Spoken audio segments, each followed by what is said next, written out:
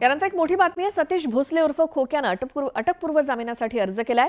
बीड जिल्हा आणि सत्र न्यायालयात खोक्यानं जामिनासाठी अर्ज केला असून ॲडव्होकेट शशिकांत सावंत यांच्या मार्फत त्यानं जामिनासाठी अर्ज केलाय।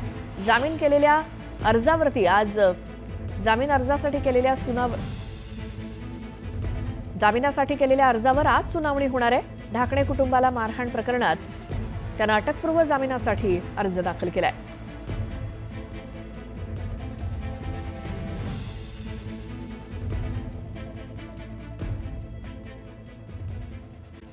सुरुवातीला एक मोठी बातमी बघूयात आणि सविस्तर। पुण्यामध्ये आरोग्य विभागाचा भोंगळ कारभाराचा भांडाफोड झालाय।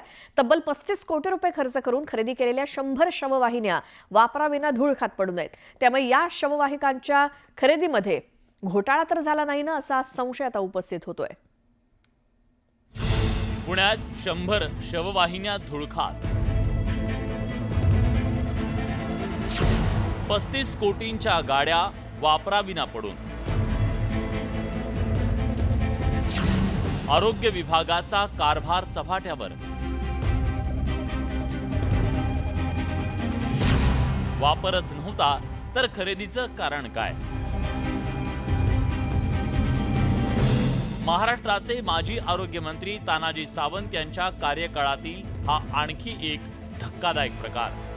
तब्बल 35 कोटी रुपये किमतीच्या या 100 शववाहिन्या पुण्याच्या नायडू रुग्णालयात धूळखात पडून आहेत।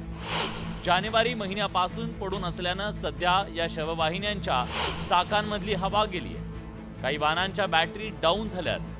तापमान आहे ते तापमान कमी राहील आणि मृतदेहावरती त्याचा कुठलाही परिणाम होणार नाही किंवा मृतदेह खराब व्हायला सुरुवात होणार नाही, अशी सगळी सुसज्ज असलेली ही शववाहिका आहे। या अशा 35 कोटी रुपये खर्चून खरेदी केलेल्या शववाहिका ज्या आहेत, या शववाहिका जानेवारी महिन्यामध्ये पुण्याच्या आरोग्य उपसंचालक कार्यालयामध्ये दाखल झाल्या। जवळपास 100 गाड्या ज्या आहेत त्या 10-20 गाड्यांच्या अशा टप्प्याने या गाड्या आरोग्य उपसंचालक कार्यालयामध्ये आणून देण्यात आल्या।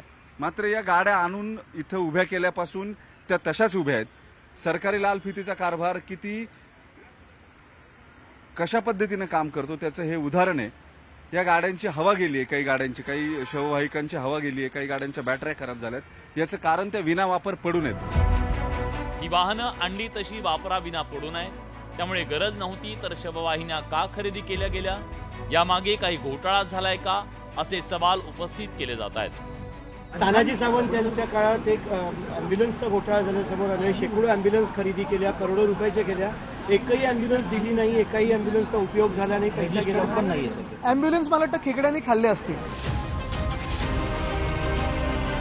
एकीकडे राज्यातल्या अनेक गावांमध्ये पुरेशा आरोग्य सुविधा मिळत नाहीयेत, जिल्हे तालुक्यांना पुरेशा रुग्णवाहिका मिळत नाहीयेत। आजही दुर्गम भागात रुग्णांना झोळीतून नेलं जातंय, हे भीषण वास्तव आहे।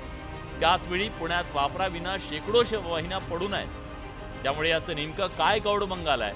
या शववाहिन्या का आणि कुणाच्या सांगण्यावरून अशा धुळखात खाण्यासाठी खरेदी झाल्या, हे सगळं समोर येणं गरजेचं आहे। Bureau report, news 18 Lokmat.